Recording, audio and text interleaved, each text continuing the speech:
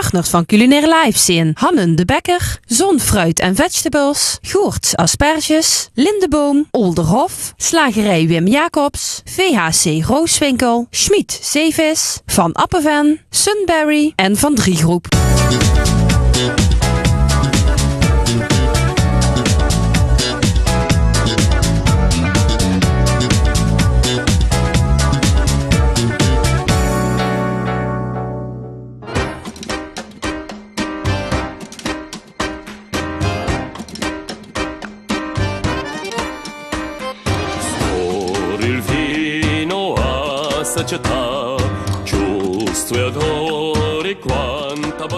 Vandaag zijn we te gast bij de Olderhof, gelegen aan de oevers van de Maasplassen in Herten.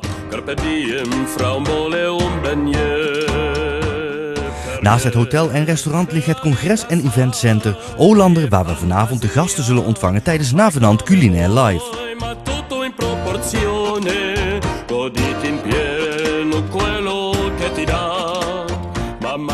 In de keuken staat Leon Lankes aan het hoofd van een zeer gemotiveerd team. Bij het samenstellen van de gerechten houdt hij rekening met ieders smaak. Aan de tafel kunnen de gasten dus zelf hun keuze maken.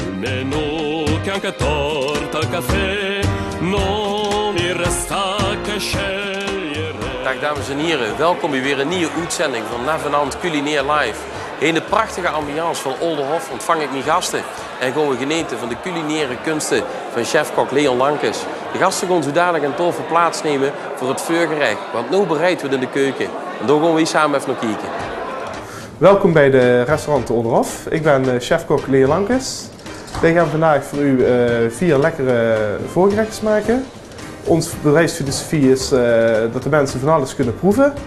Dus we gaan vandaag een carpaccio voor u maken, een terrine van Galloway, runderbouillon van Limousinrund en gerookte forelfilet met rode bietensalade. Ik laat u vandaag 2 gerechten eruit zien. Dat is de rode bietensalade met de gerookte forel en de bouillon van Galloway. We hebben hier de Galloway voor u. Ik zal het even uit de zak halen. Dat is een vrij stug vlees. Van de Galloway, dat zijn de runderen, die lopen hier van Limburgs landschap zijn ze. Ze lopen her en der rond. We doen het vlees allemaal in de pan.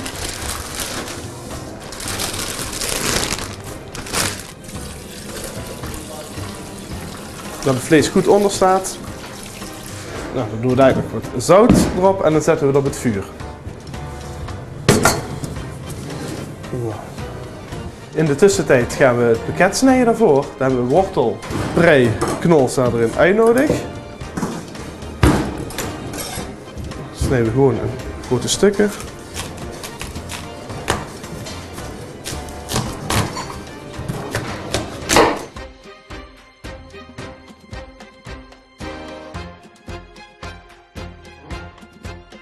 En dit pakket doen we dadelijk op de soep. Als de soep straks in de kook is, schuimen we de soep af. En dan doen we het pakket erop en dan moet het nog zeker een uur of 5, 6 trekken eer dat alles helemaal goed is. Nou, we gaan nu met de volgende beginnen, de rode bietensalade. Pakken we de rode biet. Snijden mooie plakjes van. En dat wortel brunoise snijden we ervan.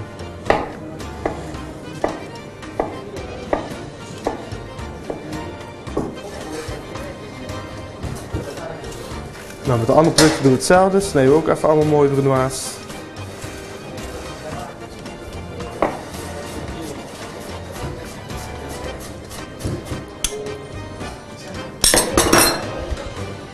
Pesto erin.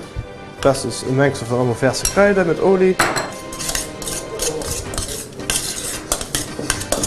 En dit mengen we en laten we dan even trekken. Op het laatste doen we nog peper en zout bij. Zo. Nou, een pan op vuur gezet voor ons kwart eitje te bakken. Kopje eraf. Eitje mooi in de pan. Nou, dan hebben we alle gerechtjes zover voorbereid. Klaar, kunnen we het gaan afmaken. We hebben hier de terrine van Galloway met appelkapot, carpaccio, de forel waar we ons eitje voor hebben gebakken. Het eitje er zo mooi opleggen. Dan hebben we hier onze bouillon. Doen we mooi in een glaasje.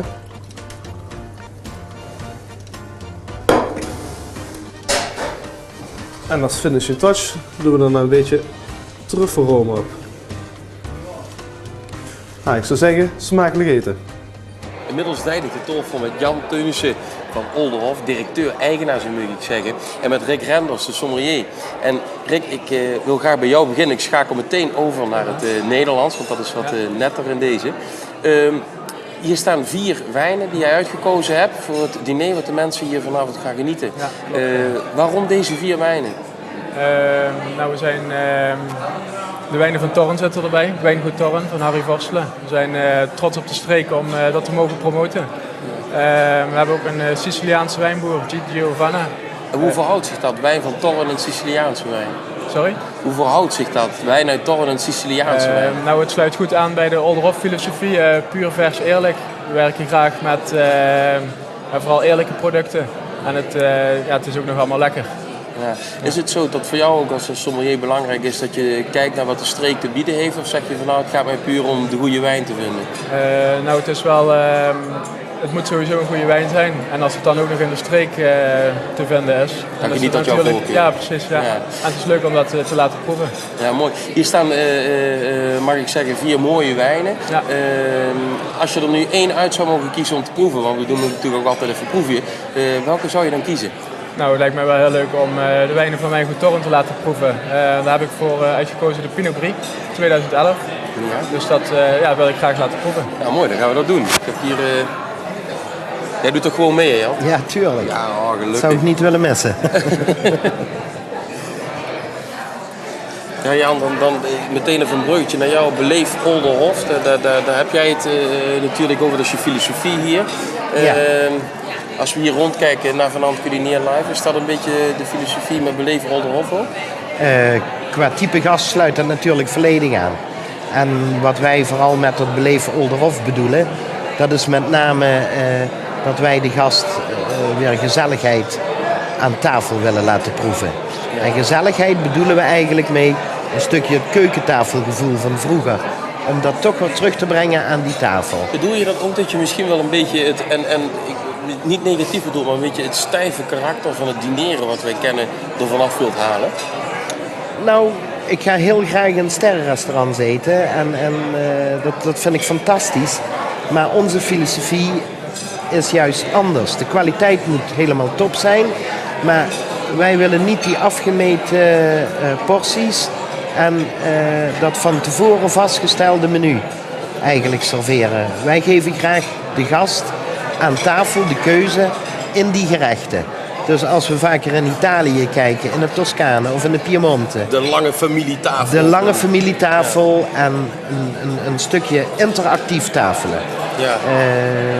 En merk je dan dat er ook veel aandacht voor is? Dat mensen dat toch gewoon op toch waarderen dat eigenlijk op goed niveau, hoog niveau eten en toch vanuit die filosofie kunnen tafelen? Ze zijn er erg positief verrast door. Ja. En ze herkennen het overigens wel terug.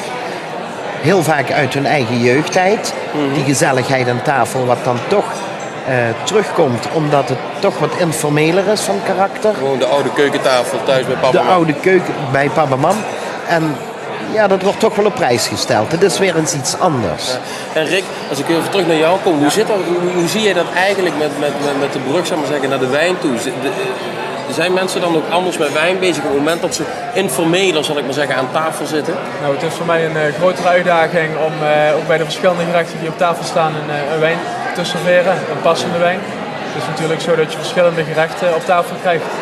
Dus je zult ook wat moeten zoeken wat bij de verschillende smaken past. En dat is hier gelukt, dus we gaan deze lekker genieten. Gezondheid op een mooie avond. Gezondheid. Gezondheid. En dan gaan we weer heel even terug naar de keuken, waar Leon bezig is met het tussengerecht. Iets van snoekbaarsfilet met kaas overgoten uit Buggenum. Een culinaire surprise, zullen we maar zeggen. Heerlijk. Nou, we zijn aangekomen bij het tussengerecht. Het tussengerecht van vandaag is snoekbaarsfilet met kruidenkorstje van oude kaas en pastinaakcrème. Dit zijn pastinaaks. Het zijn vergeten groenten. Ze smaken een beetje naar wortel. Het zoeter. Nou, voor de pastinaakcrème schil je de pastinaak. Gewoon royaal. Dan zetten we de pastinaak op met boter, melk, room, water. En dan laten we dan trekken tot we eindelijk dit als eindproduct hebben. Dat is de crème zelf op smaak brengen met peper en zout. Dan doen we daar doperwtjes bij. Doperwtjes, dit zijn de bonen van de doperwtjes. Zitten ze verstopt. Die maak je zo open. Dan pak ik het erbij pakken. En een ritje zo uit. Dus alleen maar een pannetje met water blancheren en klaar. Dan hebben we de oude brokkelkaas, waar we de kruidenkorst van maken. De kaas doen we thuis, doe je met het kaasrasp raspen. Doe je in de blender met boter, eigeel en een beschuitje voor de binding. Uiteindelijk krijg je dan een mengsel wat we straks uit gaan strijken op de snoekbaars. En dat doen we even in de oven, dan krijg je een mooi krokant korstje. Nou, dan hebben we hier een hele snoekbaars. De snoekbaars is een zoetwatervis. Herkenbaar ook aan de stekers hier. Die zijn vrij scherp. En de oogjes. Nou, dus de vis is nog helemaal vuil. Dan gaan we de vis opensnijden hier. De ingewanden eruit halen.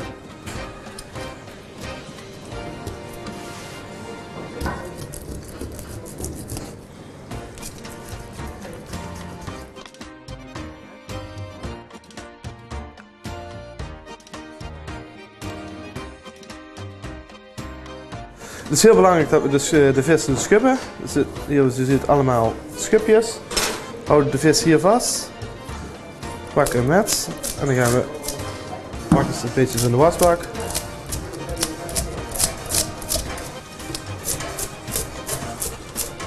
Het heeft even tijd nodig. De vis is nu geschubt. Dan gaan we hem hier net achter de wang insnijden.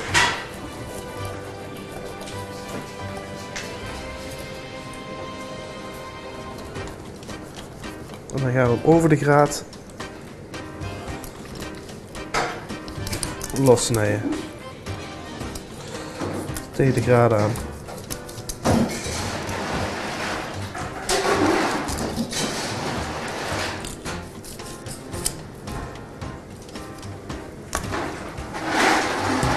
Kant. Snijden we hem bij.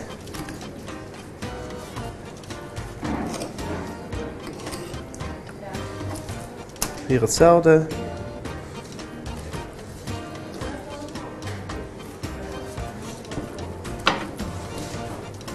En zo heb je een hele mooie snoekbaarsfilet. Dan hebben we alle onderdelen klaar. Dan kunnen we het bord gaan opmaken. Het bord hebben we voorverwarmd in de oven. We pakken de pastinaakcrème. Een droppeltje van maken. Dan hebben we de snoekbaars in de oven gehad. Dan hebben we een mooi kruidenkorstje erop. Leggen de snoekbaars mooi erop. Dan pakken we de tomaatjes. Die hebben we licht aangezatten. Met zeezout en peper erop gedaan.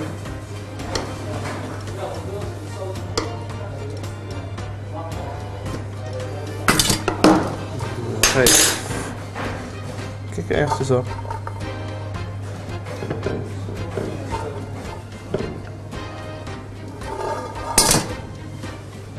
En als laatste doen we de saffraansaus erop.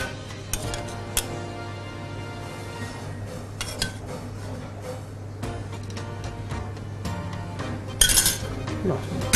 En dan kunnen we weer lekker genieten van een mooi gerechtje.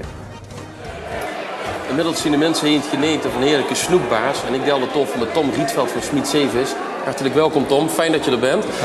Snoekbaars, wat is het voor vis? Ja, normaal hebben we meestal de zeevissen. Dit is een rivierenvis of een zoetwatervis. En dit is dan nog wel een echte wilde. Het is ook een roofvis. Je krijgt deze vis dus ook op kweek? Hij wordt tegenwoordig ook, het loont om hem te kweken al. Ja. Maar dan zijn ze wat kleiner en wat jonger ook. Want... Jij geeft aan, dat is een roofvis. Als ik kijk, hij heeft ook echt tanden, hè? Dat is heftig, hè? Ja, behoorlijk.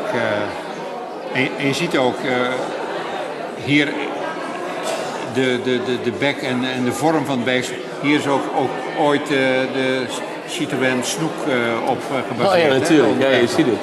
Dus het was een inspiratiebron voor de auto-ontwerpers. Hey, Tom, hoe zit het met de verkrijgbaarheid van de snoekbaars?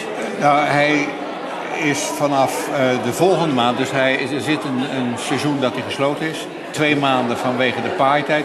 Dat is van april en mei. En voor de rest is hij vrijwel het hele jaar door te verkrijgen. Als het echt vriest, als het echt ijs zit, dan is hij ook heel moeilijk te Dus we zitten echt in het slotstuk van het seizoen. Ja, dus we hebben dus een soort eind...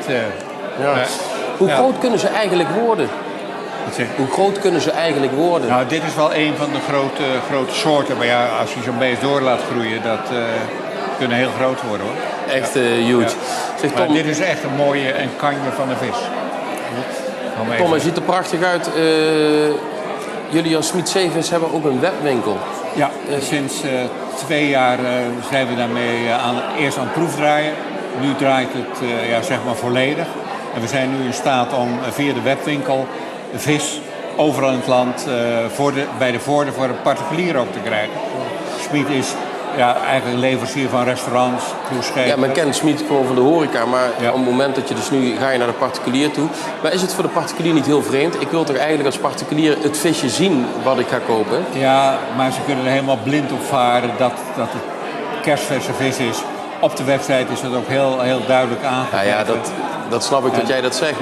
Maar is dat niet vreemd voor een particulier? Of merk je toch dat dingen aan het veranderen zijn in de beleefwereld van mensen? Dat ze erop vertrouwen? Ik denk het wel. Ik denk dat Smit Zeevis het voordeel heeft natuurlijk, dat zij natuurlijk een goede reputatie hebben aan de beste restaurants leveren. Dat voor de mensen een reden is om daar ook hun vis vandaan te willen hebben. Omdat ze er gewoon op kunnen rekenen. Smit heeft 1 winkel eigenlijk in Rotterdam waar het ooit 100 jaar geleden begonnen is. Ja. En die winkel is eigenlijk een soort marketing tool. En mensen komen van heinde en ver, zeker die mensen die eenmaal in Rotterdam hebben gewoond. Ja. Die komen terug om daar een vis op te halen. En nu kan het door het hele land bezorgd worden. Ja, dat is een mooie insteek. Tot slot nog 1 vraag aan jou.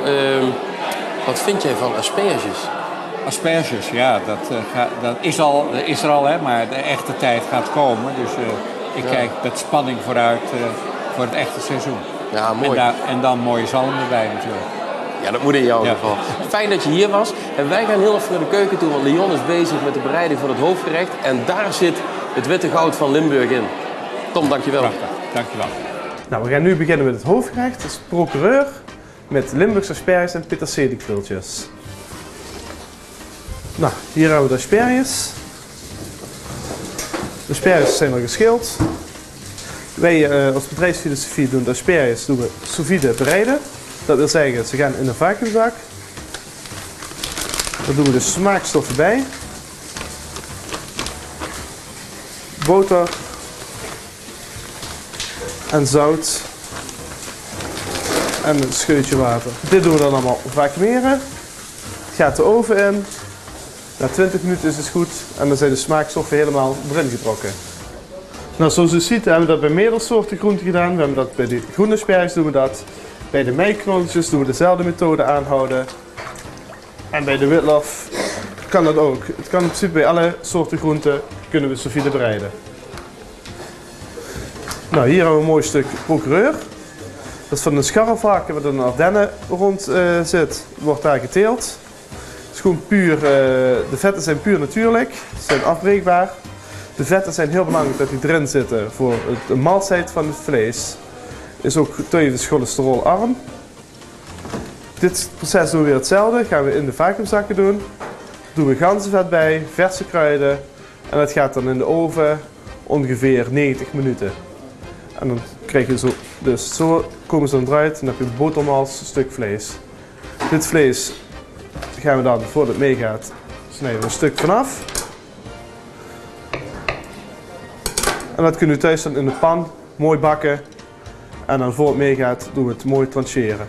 Dan zijn we aangekomen om het bord mooi op te maken. De bord hebben we weer fijn voorverwarmd. We hebben de asperges. Dan leggen we mooi met de kopjes allemaal naast elkaar. We pakken het vlees wat we mooi gebraden hebben of gegrild. Dan gaan we het mooi trancheren. Trancheren wil zeggen mooie stukjes versnijden. Mooi schuin. Dan krijg je mooie plakjes. En dan kunnen we dadelijk een beetje met een waaiertje uitleggen. Het vlees is mooi rosé. Pakken de aardappeltjes. Die hebben we mooi opgemonteerd met boter en peterselie.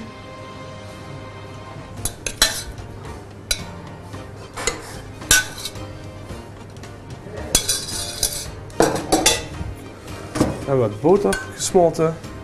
Doe de asperges mee instrijken. Dat is voor de smaak en voor het mooi te laten blinken, de kopjes. Kneden we het af met verse peterselie. En een beetje mooie paprika brunoise. En de saus doen we mooi in een apart kannetje erbij zetten. En zo hebben we weer een mooi, lekker smakelijk hoofdgerecht voor u. Tas toe. Inmiddels zijn we aangekomen bij het hoofdgerecht. En dat heb ik de tof met Wim Jacobs van ambachtelijke slechterie Jacobs doet echt. Wim, fijn dat je er bent. Ja. Hij leed een prachtig stuk varkensvlees. Ja. En eigenlijk liet hij hetzelfde, maar dan bereidde de kok. Wat is precies wat doorleed? Dus de restaurants noemen ze de procureur. Ja. Maar bij ons gebeurt eigenlijk de volksmond dus de halskortelet of de schoudercarbonade. Ja. De kok is ermee aan de slag gegaan. Hij deed een product, iedereen zit ervan te genieten. Het is een speciaal soort varkensvlees. Het komt uit de Belgische Ardennen. Le Porc Plein Air noemen ze het. Waarom werkt zich alleen maar met dit type varkensvlees? Omdat de varkens een goed leven hebben gehad. En ze hebben de ruimte. Per varken hebben ze 400 vierkante meter. Het komt overeen met ongeveer 2 tennisvelden. Ja, hè? precies. Ja. Ja. Dus ze hebben de ruimte. Ze kunnen vrij rondlopen. Dan het voor wat ze krijgen. Ze hebben 75% granen. Wat alles natuurlijk is, waar niks genetisch manipuleerd is. Wat ook weer het vlees ten goede komt. Ja. Hoe is dat item? Dat is natuurlijk niet alleen in het varkensvlees. Er zijn wel meer soorten vlees waar dat redelijk actueel mee is, om het zo maar te zeggen. Wie komt het dat er ineens zo naar voren komt? Wordt mensen ineens bewust dat we wellicht slecht gegeten hebben de afgelopen jaren? Nee, dat is niet slecht, maar mensen willen bewuster. We willen weten hoe het vanaf komt. Ja. Wat ze hebben gehad goed is. Het leven van de dieren is goed geweest. Ja. En dan is het, voor de mensen is het goed. Ja. Het vlees is arm in cholesterol. Ja. Is goed van dieet. En dan wat belangrijk is, wat de pan ingeet, komt er ook goed. Inderdaad, het is niet, zal ik maar zeggen, iets wat enorm krimpt in de pan, Nee. totdat het vol met water zit. Met, Het vocht, maar het houdt zijn vorm. ja. Ja, dat is een ding. Op het moment dat het verken waar we het over hebben van deze afkomst het krank wordt, dan zit deze filosofie, dan moet de natuur zijn vrije loop gewoon. De natuur moet het oplossen. Ja. Is dat ook niet een beetje cru? Nee, want het vlees is vrij van antibiotica. Ze hebben ervoor gekozen, niet met medicine, vanaf het begin het vlees beter te maken. Het dier moet zelf eigenlijk van op natuurlijke wijze beter worden. Soms scheidt het niet, maar dan komt het ook niet bij ons in de winkel. Ja. Dan wordt dat via andere kanalen afgevuurd. Ja, daardoor is het vlees inderdaad altijd vrij van antibiotica. Want dat is bij anderen dus wel het geval dat de antibiotica in kunt Het zitten. begint, maar met dit vlees is het al, Ja. ik denk van de tijd dat ze begonnen zijn, gelijk vrij van antibiotica. Wat voor producten maak je nog meer met dit vlees? Eigenlijk proberen we alles wat we zelf maken, ongeveer 80%, allemaal van dit vlees te maken. Alles lukt niet, dus we moeten gaan dingen bijkopen. Maar de grootste stap maak ik zelf van dit vlees. Ja, super. Nou, het ziet er prachtig goed en ik wil dat de mensen hier rondom ons zeer aan het geneten zien. Ja. Dus fijn dat ze hier waren in ieder geval. Dankjewel. Dankjewel, Wim. Graag gedaan. Ook in het hoofdgerecht verwerkt het Limburgse goud, oftewel de asperges van Goerts Asperges. Frank, hartelijk welkom hier naar Vanand. Het is zo koud dat ik nog gar niet aan asperges denk. Is dat niet ook een probleem voor Augustela? Ja, dat is een vrij groot probleem. Volle grond komt nog niks. Normaal gesproken worden we nu flink bezig om de mini-tunnels en om de verwarmde asperges. Ja. Maar nu alleen maar in de kas. Dus de productie valt tegen. Ja, goed, de prijzen zijn wel goed, maar als we geen productie hebben, dan baat dat niet. Ja. Maar wie gij zich dat doet, intel dadelijk. Want het aspergeseizoen komt toch, het is later, maar dat komt toch op gang nemen gaan. Ja. Of zal ze dadelijk ook problemen met de oogst kunnen krijgen door deze kou? Nou, het schuift allemaal een beetje op. Dus dat wil zeggen dat we krijgen dadelijk, je hebt meer op een hoop. Maar het ligt hier helemaal weer. Als het dadelijk bewolkt is en het regent, dan trekt het zich weer goed elkaar. Ja. Er is niks meer te zeggen. En zal ze dan ook zien dat de prijs dadelijk weer naar het normale niveau toe gaat? Of zeggen we, nou, ik denk dat we dit jaar gewoon dure asperges hebben door deze weersomstandigheden? Nou, nu in het begin zal het zeker duur zijn, want de vraag is er toch. En nu met Porsche vooral. Maar ja, straks begint alles te lopen en dan zullen de prijzen wel op een normaal niveau uitkomen. Ja. Hoe is ook filosofie van plant tot geschild bij klant? Je teelt dus ook zelf de aspergeplant? Ja, we zijn 10 jaar geleden begonnen met planten kweken. Eerst relatief klein voor onszelf en een paar klantjes in de buurt, maar later, nou, de laatste 4, 6 jaar gaat grootschaliger, een beetje voor de Europese markt, telen we ook de plantjes. Ja. Nu is er natuurlijk in die aspergewereld, er is ook veel gronden zien, veel bedrijven, er zal ook veel concurrentie zien. Wie onderscheidt zich nou eigenlijk ten opzichte van de concurrentie? Want ja, voor mij als consument, asperge is asperge. Nou, de concurrentie valt al met. De laatste jaren is toch wel een asperge tekort. Dat is gekomen door, ja, het voorjaar is vrij koud gebleven. Dus er wordt geen overshot. Een jaar of 7, 8 geleden hoorde ik overshotten met gigantisch hoge temperaturen. De laatste jaren valt het met, maar we doen het eigenlijk specialiseren. Dat betekent, we zitten erg in op kwaliteit, jonge velden, een grootschalige productie. Als ik steeds overschotten, dat vertaalt zich in prijs, of neem ik aan, dat vertaalt zich dan enorm in prijs. Heb je dan ook dat je tegen dumpprijzen moet werken? Dat komt niet zo gauw voor als de prijs erg daalt. Dan gaan we velden oprollen, het zijn altijd jonge velden of oude velden. Of velden hoe de kilo's uitgekomen zijn, of de verwarmde velden, dat kunnen we gewoon stoppen dan. Dus in de regel is het een product wat we als in de marge kunnen halen? Ja, tot nu toe wel, ja. Want je kunt gewoon stoppen als de prijs erg zakt. De hebben voor jonge velden, de hebben voor oude velden. Ook een begrip wat ik wel eens gelezen heb, is aspergemoeheid. Wat betekent dat eigenlijk? Nou, als een asperge een jaar of 10 oud is, dan treden de eerste ouderdomsverschijnselen op. Dan is hij groentmeug. Dan komen van allerlei schummels in de grond voor dat die plant niet meer optimaal kan groeien. En dan moeten ze hem eigenlijk wegdoen, dan is er klaar. En dus vanaf 10 jaar. Dan kent ze op de grond niks meer? Eigenlijk niet. Er zijn wel nu methodes om de grond te ontsmetten of biologisch te behandelen. Maar goed, de regel is 30 jaar niet meer. Dus in principe de grond is de gas. De moest ik altijd uitkijken weer naar nieuwe grond toe. Ja, dat is altijd inderdaad een beetje een gevecht of er wordt misschien geruild met andere boeren. Ja. Maar er moet een verse grond komen om een optimaal gewas te krijgen. Ja. Dan heb je jou nog tot slot een aspergewinkel. Wat moet ik me toch als consument bij voorstellen? Nou, de consument kent alles krijgen gebied van asperges, alle sorteringen. Dan hebben we nog aanverwante artikelen van ham en eier en wat bijspijs erbij hoort. Al het gerelateerde. In ieder geval zoek het er even over het mooie uit. Zoek hem er bij jou vandaan. Dit is er hiermee gecreëerd en de mensen geneten. Fijnderse hewa's. En wie komt er heel even goed voor de reclame. Maar blijf vooral kijken, want er komen nog zat mooie dingen bij Navenant Culinair Live. Partners van Culinair Live zijn Hannen de Bekker, Zon Fruit en Vegetables, Goerts Asperges, Lindeboom, Olderhof, Slagerij Wim Jacobs, VHC Rooswinkel, Schmid Zeevis, Van Appenven, Sunberry en Van Driegroep.